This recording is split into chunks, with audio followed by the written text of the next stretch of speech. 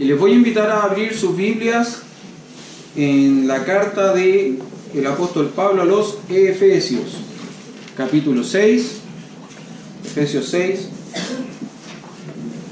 Y Dios mediante, hoy terminamos. ¿Cuánto tiempo llevamos estudiando los Efesios? 1 año y medio. ¿1 año y medio? 3 meses. Partimos en abril del año pasado estudiando Efesios. Mayo, junio, julio, agosto, septiembre, octubre, noviembre, diciembre, enero, febrero, marzo, abril, mayo, junio, julio. 15 meses.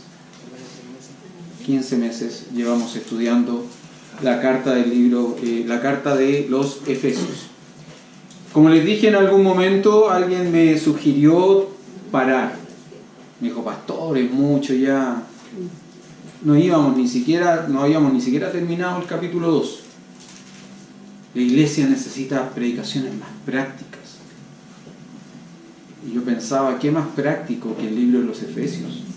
Que es una carta que habla, o que es la base de enseñanza de la vida cristiana. ¿Qué más práctico que el libro de los Efesios?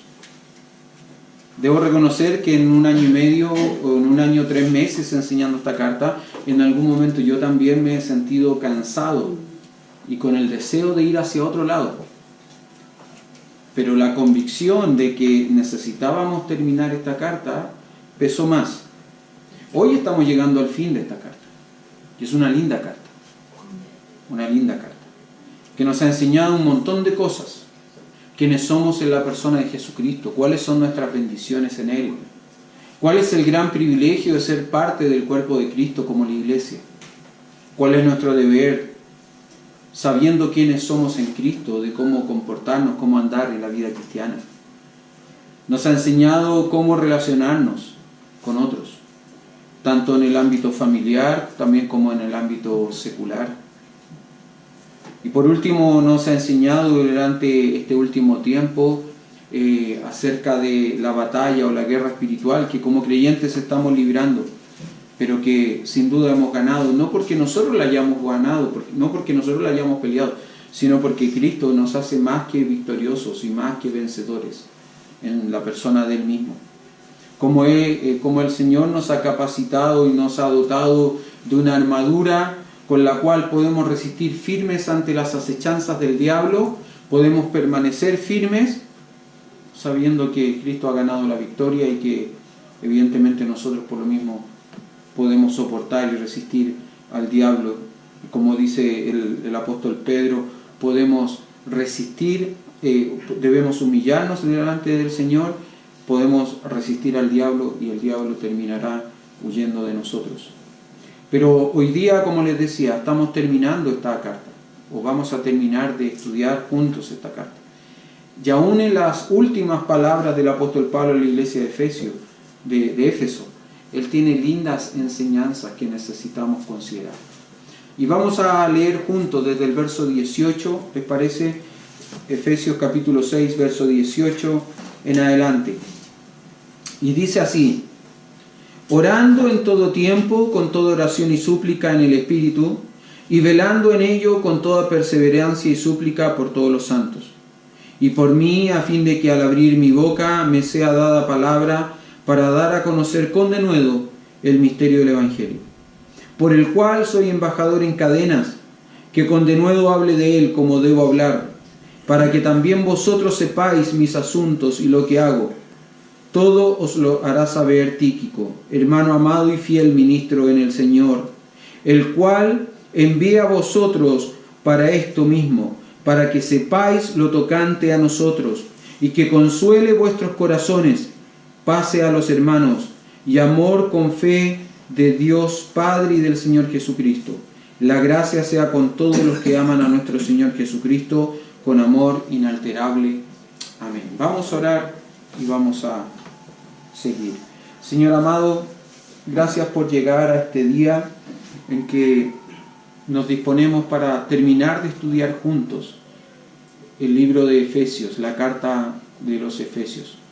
Gracias por cada una de las enseñanzas que hemos podido aprender, que hemos podido adquirir, Señor, por el estudio sistemático, consecutivo de esta carta. Gracias porque entendemos hoy quiénes somos en la persona de Jesucristo, pero también entendemos cuál es la responsabilidad que tenemos de poder vivir esa vida cristiana que tenemos en Cristo, vivirla de una manera práctica para aquellos que nos observan y nos ven. Padre, gracias, y ahora habla a nuestros corazones por medio de su palabra, por favor. Lo pedimos por Cristo Jesús. Amén. Como les decía, la semana pasada terminamos los estudios de los elementos que componen la armadura del creyente. ¿Recuerda? Terminamos de estudiar los elementos que la componen y también cómo se caracterizan. Hablamos de el yelmo de la salvación, la coraza de la justicia, el cinto de la verdad, el calzado del Evangelio, del escudo de la fe y también de la palabra, de la espada del Espíritu, que es la palabra de Dios. Ahora, dijimos algo la semana pasada. Cada vez que nosotros usamos de manera correcta el escudo de la fe, lo usamos correctamente, no solo nos estamos cuidando a nosotros, no solo nos estamos protegiendo a nosotros, también estamos cuidando y protegiendo a nuestros hermanos. ¿Se acuerda? Pero también dijimos algo, que una forma práctica de cuidar con el escudo de la fe a nuestros hermanos tiene que ver con la oración. Y de hecho Pablo introduce de alguna manera la oración. Si bien es cierto, la oración no es parte del escudo, parte de la armadura del creyente, pareciera que es como un lazo que lo junta todo, que lo liga todo. Y de hecho el apóstol Pablo en el verso 18 del capítulo 6 dice lo siguiente, que debemos orar en todo tiempo con toda oración y súplica en el Espíritu y velar en ello con toda perseverancia y súplica por todos los santos. Fíjese cómo el apóstol Pablo le va a pedir a la iglesia de Éfeso que haga algo, le va a exhortar, le va a animar a hacer algo, le va a decir oren. Y es interesante porque en este simple versículo, en el verso 18, pareciera que él da una lección práctica de cuáles son las características que debe tener la oración de todo creyente. O cómo debe ser la vida de oración de un creyente. Lo primero que le va a decir a la iglesia es que la iglesia, nosotros, tanto la iglesia de Éfeso como nosotros, este cuerpo local de creyente, debe orar ¿cuándo? En todo tiempo. Tienen que haber momentos especiales para orar, tienen que haber días especiales para orar. Nosotros debemos citar como iglesia una cadena de oración el día lunes o el día martes o el día miércoles y solo vamos a orar ese día. No. La oración en la vida de un creyente debe ser algo natural. La oración en la vida de un creyente debe ser algo que se practica a diario, que se practica día a día. Y quizá usted no necesita, hermano o hermana, tomarse de grandes momentos del día para orar. Su oración debe ser algo natural en usted, algo continuo en usted. Probablemente cuando va en la micro, cuando va en el metro, cuando va caminando a tomar algún transporte público, usted puede ir orando, conversando con Dios. Generalmente, ¿qué es lo que le decimos a los niños respecto a la oración? ¿Qué es la oración? Conversar con Dios. ¿No es cierto? Y usted cuando conversa con un amigo lo hace en cualquier momento y en cualquier lugar que está.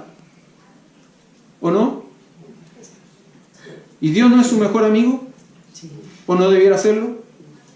Entonces, ¿por qué para hablar con su mejor amigo no puede hablar con él en la naturalidad de sus quehaceres? Mientras la hermana está quizás lavando los platos en su casa, o barriendo el jardín, o barriendo el patio, o barriendo, qué sé yo, la casa. ¿Por qué no puede estar también orando?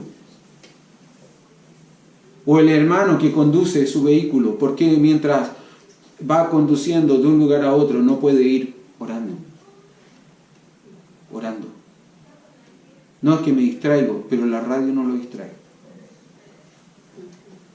Es interesante, ¿no? Es que debo ir con todos mis sentidos concentrados. Entonces apague la radio. Apague el celular. Algunos de nosotros manejamos con un GPS. Apague el GPS. Porque eso distrae sus sentidos, ¿no? El apóstol Pablo le dice a la iglesia que deben orar en todo tiempo. Eso significa continuamente, siempre, en cada momento. En cada momento. También le dice que lo deben hacer con toda oración y súplica. Y pareciera que aquí introduce o nos enseña algo, ¿no? Hay una variedad de oraciones. No todas las oraciones que nosotros elevamos al Señor tienen las mismas características, ¿no? ¿Usted conoce las oraciones imprecatorias? Espero que nunca ore imprecatoriamente por su pastor.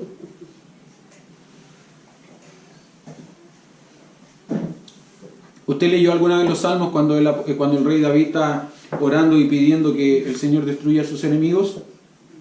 Eso es una oración imprecatoria. Entonces por eso le pido, ojalá que nunca usted ore imprecatoriamente por su pastor. ¿No es cierto? Por nadie tampoco. Pero hay variedad de oraciones. Hay oraciones de alabanza o agradecimiento. ¿Qué es alabar al Señor? Están acá, ¿verdad? Sí, ya. ¿Qué es alabar al Señor?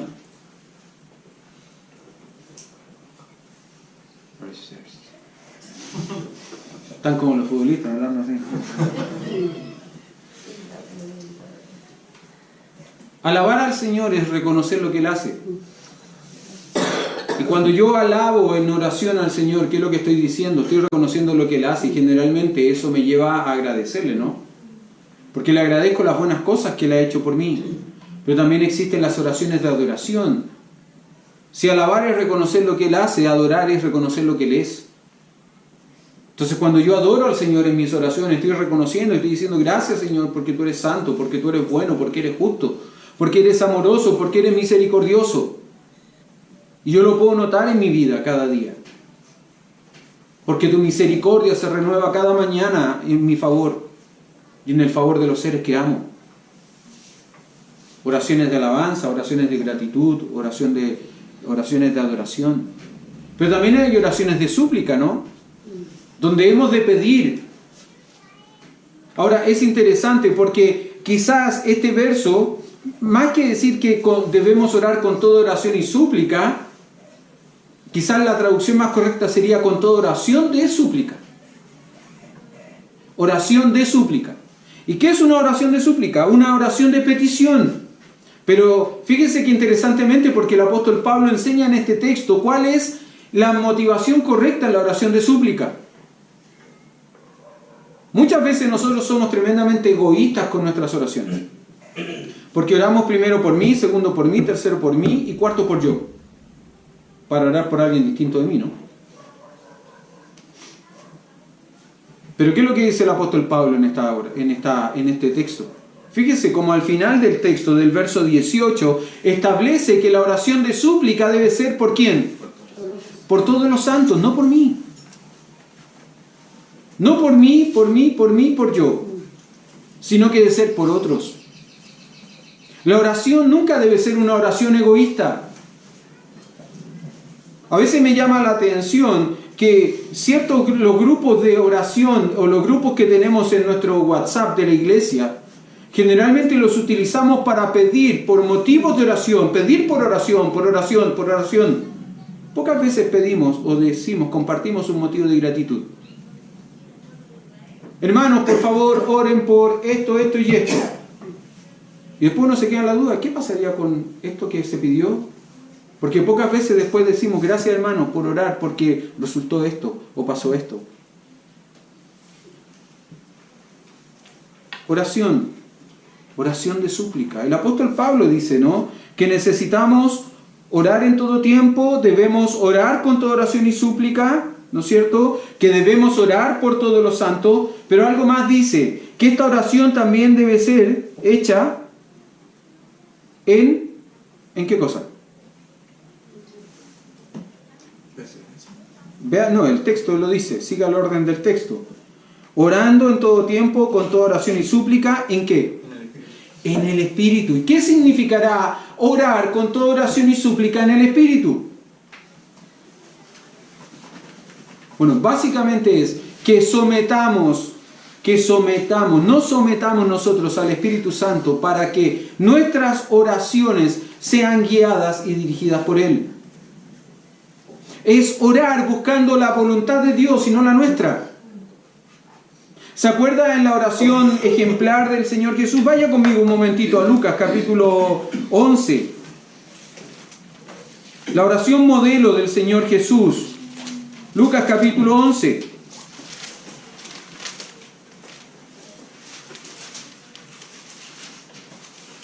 Verso 2 en adelante. Mire cómo ora el Señor Jesús. Y Él dice, y les dijo, cuando oréis, decid, Padre nuestro que estás en los cielos, santificado sea tu nombre, venga tu reino. Y aquí creo que esto tiene que ver, esto ejemplifica bien lo que significa orar en el Espíritu. Hágase, ¿qué cosa? Tu voluntad. Hágase tu voluntad.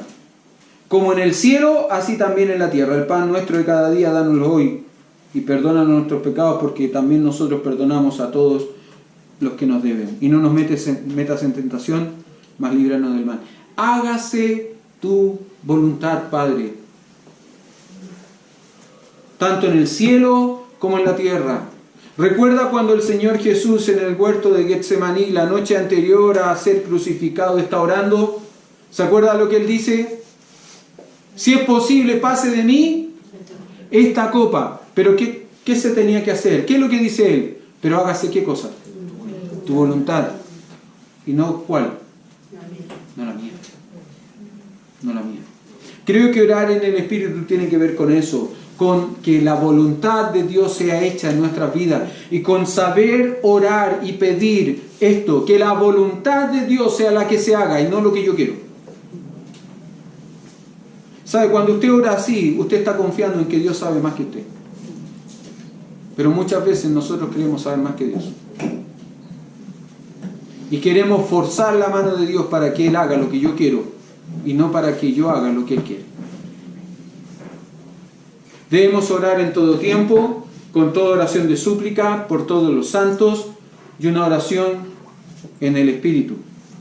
Luego dice que debemos velar en ello con toda perseverancia y súplica, que no es otra cosa que la disposición práctica a permanecer en continua actitud de oración.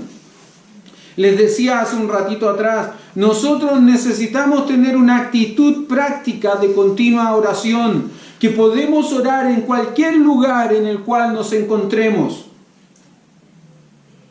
Veía hace un tiempo atrás un video de la celebración de los 25 años de música, de ministerio musical de Marcos Witt. No sé cuántos de ustedes han visto ese video de celebración. Tiene música antigua muy buena, muy linda. Y quizás a mí me gusta por eso, por las canciones antiguas. No tanto por las nuevas, me gusta por las antiguas. Pero hay una sección de canciones que me llamó la atención, porque él se dedicó a recopilar, él dijo, canciones de la ducha. Y explicó que eran las canciones de la ducha. Son canciones que él empezó a escribir mentalmente mientras estaba duchando. Y tiene como 5 o 6 canciones que son canciones de la ducha,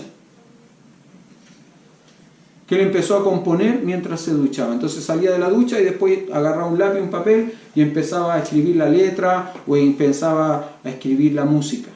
Canciones de la ducha. Yo pensaba, si alguien puede componer en la ducha, entonces nosotros podemos orar también en la ducha, ¿o no? No, es que una falta de respeto. ¿Por qué va a ser una falta de respeto?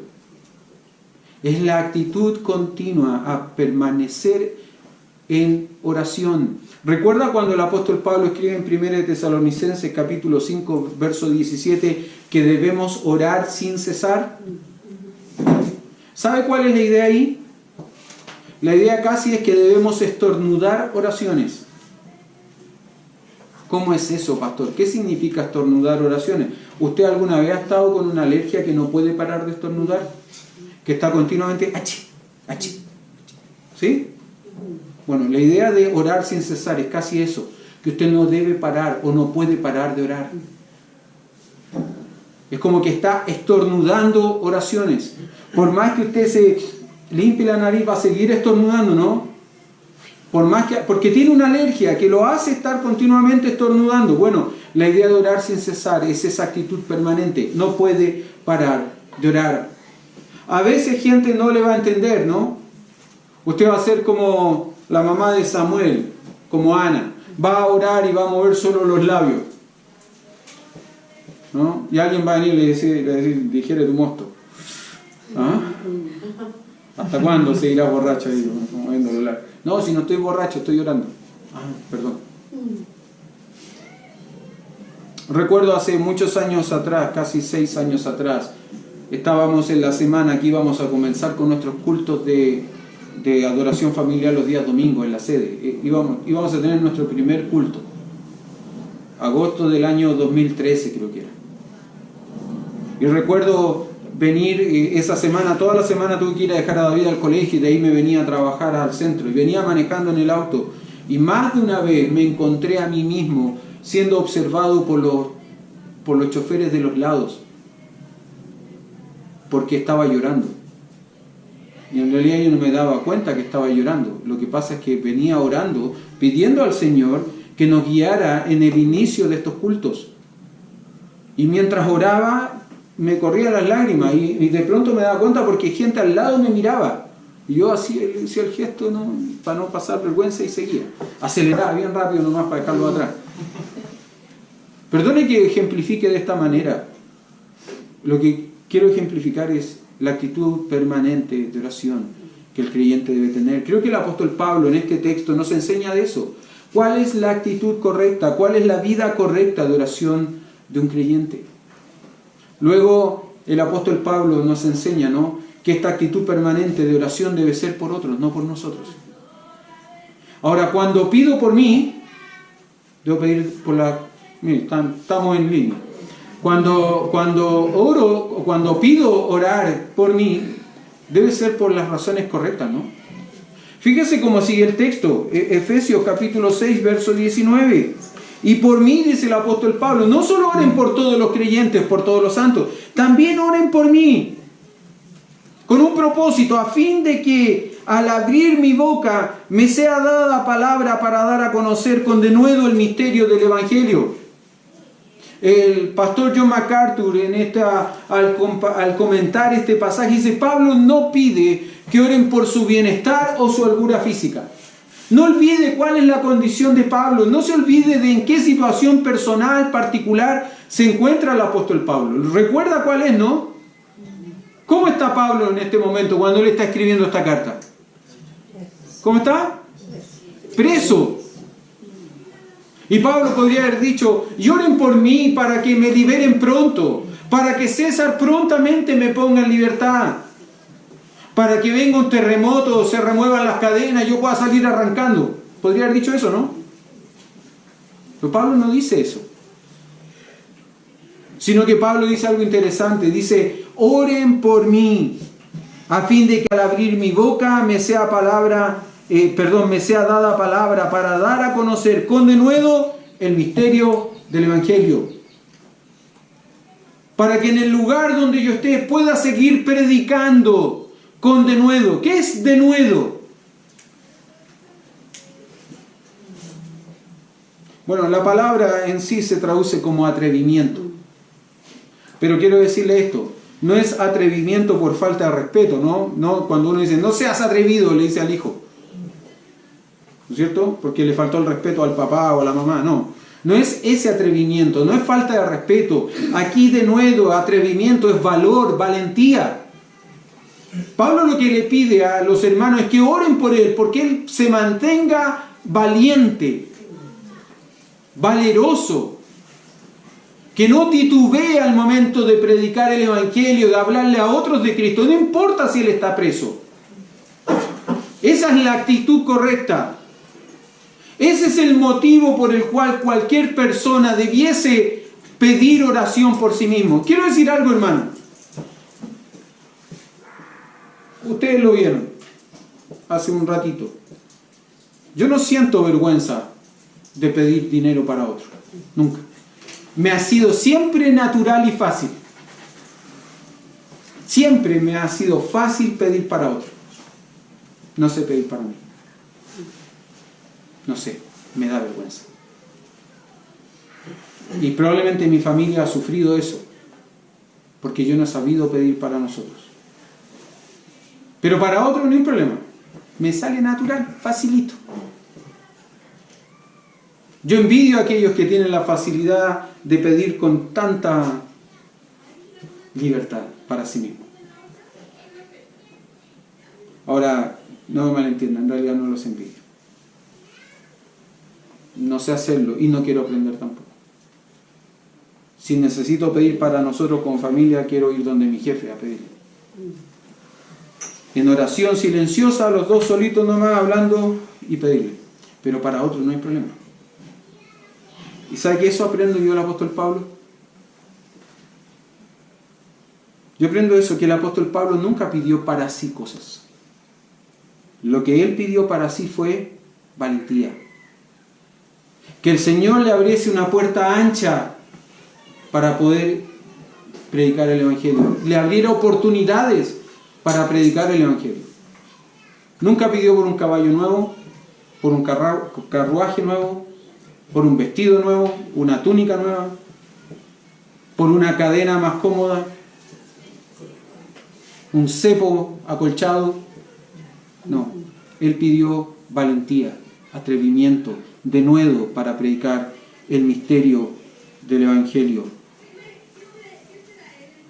Recuerde, él estaba preso. Y preso él podría haberse intimidado, ¿no? Si ya me metieron preso por predicar el Evangelio, mejor me quedo callado. Voy a conseguir más y mejores cosas, ¿no? Podría haber sido el pensamiento de Pablo, podría haber sido la actitud de Pablo, pero la actitud y el pensamiento de Pablo fue otro. La actitud y el pensamiento de Pablo fue valentía. No tener temor. Le hago una pregunta, hermano. Si usted estuviese en la condición de Pablo hoy día, ¿cuál sería su actitud frente al Evangelio? ¿Hablaría sin temor? ¿Hablaría sin vergüenza? ¿O se escondería? ¿O trataría de pasar lo más desapercibido posible con tal de obtener mejores beneficios, mayor seguridad? ¿Qué es lo que haría usted? ¿Cómo enfrentaría esa actitud? Ahora quiero decirle algo. Si usted me dice que estando en la misma situación de Pablo, usted pediría valentía para predicar el Evangelio, agradezca la libertad que tiene. Y use de esa misma libertad que tiene para predicar el Evangelio con la misma valentía que lo haría estando preso. Pero a veces con libertad no lo hacemos. No lo hacemos. Sigue luego el apóstol Pablo, verso 21, dice, para que también vosotros, no, volvamos al 20, me salté uno, el 20, por lo cual, dice, soy embajador en cadenas, que con denuedo hable de él como debo hablar, por el cual que el Evangelio, el misterio del Evangelio, soy embajador en cadenas. Es interesante el término embajador ahí, ¿no? ¿Usted sabe lo que es un embajador? ¿Qué es un embajador? Representante de un país ante otro gobierno. Un representante de un gobierno o de un reino ante otro gobierno u otro reino, ¿no? Y Pablo se reconoce a sí mismo como un embajador. Ahora él dice, soy un embajador en cadenas. O sea, como embajador estoy preso. Usted sabe que en la actualidad existe lo que se llama la inmunidad diplomática. Toda aquella persona que es representante de un país, de un gobierno, de un reino, en otro país o gobierno, tiene inmunidad diplomática. No puede ser juzgado por el país que lo está cobijando. Él podría cometer un delito, una falta en ese país y no va a ser enjuiciado por las leyes de ese país. ¿Por qué? Porque él tiene inmunidad diplomática. Y por eso también es que a veces ciertos personajes se aprovechan de la inmunidad para hacer cosas que no deben. Hace un tiempo atrás, no sé si recuerdan, surgió la noticia de un coreano que trabajaba en la embajada de Corea en Chile, que empezó a contactar a adolescentes, a señoritas, a seducirlas y le ofrecía regalos de Corea a cambio de fotografías sugerentes. Bueno, cuando lo descubrieron a ese hombre no lo pudieron juzgar en Chile. Pero ¿qué es lo que hizo el gobierno de Chile? Le pidió al gobierno de Corea que se lo llevara. Y se lo llevaron. ¿Cuál hubiese sido el deseo de cualquier chileno normal? Que la justicia chilena lo pescara y lo juzgara, ¿no? Y si lo tenía que encarcelar, que lo encarcelara y que pagase en Chile. Pero ellos no pueden, ¿por qué? Porque tienen inmunidad diplomática. ¿Sabe que Pablo no tenía inmunidad diplomática? Pablo era un embajador preso. Un embajador en cadenas. Él estaba casi como un delincuente. ¿Por qué? Por el simple hecho de haber predicado el Evangelio. Entonces los de su nación, que no lo respaldaban, que no creían en el mensaje de salvación de Pablo, simplemente lo habían acusado ante Roma, y Roma lo había tomado para juzgarlo. Este ya era su segundo periodo, su segunda vez encarcelado. Bueno, Pablo está como un delincuente en cadena. Pero nuevamente, verso 20, reitera la actitud, o reitera Pablo cuál es su deseo y cuál es la actitud con la cual él quiere vivir este periodo de encarcelamiento. Él quiere con denuedo hablar del Señor, con valentía, con valentía. Verso 21, y aquí ya el apóstol Pablo se empieza a dirigir hacia el final de la carta. Dice: para que también vosotros sepáis mis asuntos y lo que hago, todo os lo hará saber Tíquico, hermano amado y fiel, ministro en el Señor. Tíquico. El apóstol Pablo tuvo dentro de su equipo ministerial gente que colaboró con él, que le ayudó. Quizás los más conocidos, el doctor Lucas, ¿no? Que siempre estuvo con él. ¿Se acuerda? En 2 de Timoteo dice que todos lo han dejado, solamente Lucas, el médico amado, permanece junto a él, aparte del Señor. Lucas está con él, cuidándole. Timoteo, su hijo amado en la fe. Tito, otro hijo amado en la fe. Epafras, un colaborador fiel en el ministerio. Y este hombre, Tíquico. ¿Quién fue Tíquico? Bueno, Tíquico fue un creyente surgido en el Asia Menor, en lo que hoy día es Turquía. Un hombre fiel que acompañó al apóstol Pablo en sus prisiones. Se cree que él estuvo prisionero juntamente con el apóstol Pablo en su primer encarcelamiento en Roma. Ahora, este hombre llegó a ser tan fiel, tan considerado por el apóstol Pablo, que el apóstol Pablo hace algo interesante con él. Esta carta que él escribe a la iglesia de Éfeso la manda por mano de Tíquico. Por eso que él dice que enviará a Tíquico para que él haga saber todas las cosas del apóstol Pablo a la iglesia. Pero no solamente Tíquico fue el correo que llevó la carta a la iglesia de Éfeso, también fue el correo que llevó la carta a la iglesia de Colosas. Si usted mira en Colosenses capítulo 4, verso 7, dice que Tíquico también iba a llevar la carta del apóstol Pablo a la iglesia de Colosas. Y es interesante porque en Colosenses capítulo 4, verso 7, va a utilizar los mismos calificativos para Tíquico: hermano amado y fiel. Hermano amado y fiel. Ahora, Tíquico no solamente llevó las cartas a Éfeso y Colosas, sino que también en algún momento fue el destinado a ir a acompañar a Tito en la isla de Creta para transmitir alguna información que Pablo necesitaba enviar a Tito en la isla de Creta. Tito capítulo 3, verso 12. Ahora, déjeme mencionarle algo interesante de Tíquico. Sabemos poco de él, pero sí sabemos algo, por la descripción que hace el apóstol Pablo. Era un hombre amado, ¿y qué más? Y fiel. ¿Y qué podemos entender de él por ser un hombre amado y fiel? Dos cosas. Era un creyente verdadero, que había nacido por el amor de Dios. Pero era un hombre fiel. Fiel ahí tiene el mismo origen, la raíz de la palabra fiel es la misma raíz de la palabra fe. Este hombre no solo era amado en el Señor, había nacido por el amor de Dios, sino que también era fiel, era un hombre confiable.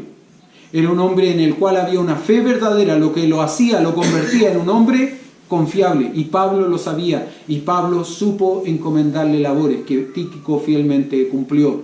¿Por qué? Porque él no solamente era amado y fiel. Fíjese cómo dice el verso 21, él también era un fiel, ¿qué cosa? Ministro. ¿Y sabe cuál es la palabra para ministro ahí? Diácono.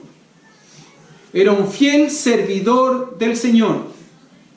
El hermano Tíquico fue un fiel servidor, un amado y fiel servidor del Señor. Un amado y fiel servidor del Señor. Dice el apóstol Pablo que, verso 22, al cual envía a vosotros para esto mismo, para que sepáis lo tocante a nosotros, para que Él les pueda contar verdaderamente cómo estamos nosotros, el apóstol Pablo y quienes le acompañan en la situación de cárcel, en la situación de prisiones. Para que Él les pueda compartir de esto, Él les pueda decir cómo realmente nos encontramos nosotros, pero también para que Él pueda hacer algo. ¿Qué va a hacer con el corazón de la iglesia? La va a consolar. ¿Sabe cuál es la idea ahí o la palabra para consolar ahí? Es la misma palabra que se utiliza para describir al Espíritu Santo, Paracletos, para que Él pueda paracaleo, consolarles. Para que Él, usado por el Espíritu Santo, pueda confortar el corazón de una iglesia que probablemente está pensando en su apóstol amado que está prisionero, para que ellos puedan ser consolados por este hombre. Para que ellos puedan ser consolados por este hombre. Esa es la labor que cumplió el hermano Tíquico. Luego el apóstol Pablo va a resumir en 3 palabras el contenido de la carta. Verso 23 se les va a decir: pase a los hermanos y amor con fe de Dios Padre y del Señor Jesucristo. Y Él, a través de estas 3 palabras, va de alguna forma a resumir todo el contenido de la carta. ¿Cuáles son estas 3 palabras que resumen todo el contenido de la carta? Primero, paz. Segundo, amor. Tercero, fe. Paz, amor y fe. Nosotros tenemos paz para con Dios por medio de Jesucristo, quien nos salvó. Nosotros podemos disfrutar del amor de Dios manifestado en la persona de Jesucristo. Pero también nosotros por la fe podemos disfrutar de todas las promesas que Dios ha hecho para nosotros. Porque por gracia somos salvos, por medio de la fe. Paz, amor y fe. ¿De quién? De Dios Padre y del Señor Jesucristo. Y termina el verso 24. Termina la carta con este texto: la gracia sea con todos los que aman a nuestro Señor Jesucristo con amor inalterable. Amén. Y déjeme preguntarle algo: ¿la gracia es con usted? ¿No la Yaya Belén? ¿La gracia es con usted? ¿Cuál es la condición para que la gracia sea con usted, según este texto? Amar a nuestro Señor Jesucristo. La gracia sea con todos los que aman a nuestro Señor Jesucristo con amor inalterable. ¿La gracia es con usted? ¿Usted ama al Señor Jesucristo con amor inalterable? ¿Entiende el sentido de amor inalterable, no? Un amor que no cambia. Un amor que no cambia. Déjeme mostrarle un pasaje y con esto termino. Vaya a Apocalipsis capítulo 2.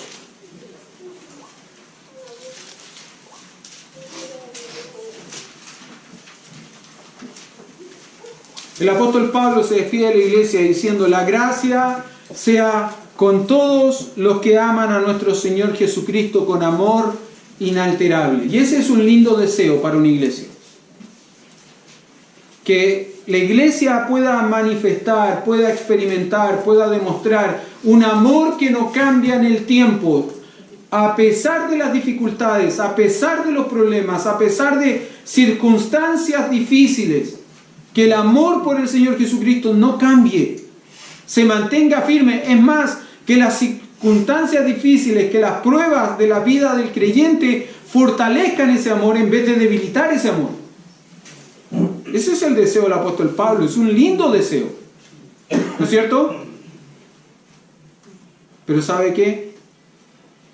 Esta iglesia tan amada por el apóstol Pablo, que empezó bien a correr la carrera de la vida cristiana, en algún momento vio alterado su amor. Esta iglesia, la iglesia de Éfeso, es exactamente la misma iglesia de Éfeso a la cual le escribe el apóstol Juan, la primera de ellas, de las 7 iglesias del Apocalipsis. Y usted recuerda que a casi todas las iglesias, no a todas, a casi todas las iglesias, el apóstol Juan o el Señor Jesucristo, que escribe por mano del apóstol Juan, les va a hacer una reconvención, les va a hacer una queja, ¿no? ¿Recuerda cuál es la queja que le hace a la iglesia de Éfeso? Pero tengo contra ti. ¿Qué cosa? Que has dejado tu primer amor. Apocalipsis capítulo 2 verso 4. Pero tengo contra ti que has dejado tu primer amor. ¿Sabe cuál fue el problema con ello, no? Que su amor inalterable se vio alterado. Perdió su calidad. Perdió la calidad de amor. Pero el Señor Jesús le va a decir a esta iglesia algo. Esa es mi queja contra ti. Tengo contra ti que has dejado tu primer amor. Verso 5. Recuerda por tanto de dónde has caído. Ya arrepiéntete. Ya haz las primeras obras. Arrepiéntete. Vuélvete. Has perdido tu primer amor. Vuelve al primer amor. Iglesia Bautista La Gracia de Dios de Maipú. ¿Aman al Señor Jesucristo con amor inalterable? ¿O han perdido su primer amor? ¿O el hecho de ver sillas vacías afecta su amor al Señor? ¿O el hecho de ver gente que falta, el hecho de ver que hay gente sufriente, el hecho de ver que hay gente en dificultad, ha afectado su primer amor? Sus propias circunstancias, sus propias luchas están afectando su primer amor. Si es así, escuchen la voz del Señor que les dice: por tanto, recuerda de dónde has caído y arrepiéntete. Vuélvete a las obras primeras. Vuélvete al primer amor, a ese amor inalterable que no cambia, que te permitirá vivir una vida cristiana victoriosa, como en la vida cristiana que nos enseña la carta a los Efesios, desde el capítulo 1, verso 1, hasta el capítulo 6, verso 24. Es un lindo desafío como iglesia. Un lindo desafío que nosotros tenemos la oportunidad, el privilegio de escuchar esta mañana. Pero también es un lindo desafío de poder plantearnos, de poder pensar de alguna manera. ¿Cómo está siendo nuestro amor para con el Señor? ¿Está siendo verdaderamente un amor inalterable? ¿Amas verdaderamente a Jesucristo el Señor con todo tu corazón? ¿Es verdaderamente Jesucristo el Señor tu Salvador? ¿Quién es Jesucristo para ti? ¿Qué es Jesucristo para ti? ¿Es verdaderamente tu Señor y Salvador? ¿O es simplemente un personaje histórico? Alguien que vino hace 2000 años atrás, que cambió nuestra historia porque a partir de él hablamos de antes de Cristo y después de Cristo, que cambió la historia de la humanidad, pero que aún no cambia tu historia personal porque aún no le reconoces como el Salvador de tu vida, el Salvador de tu alma. Vamos a orar y vamos a terminar.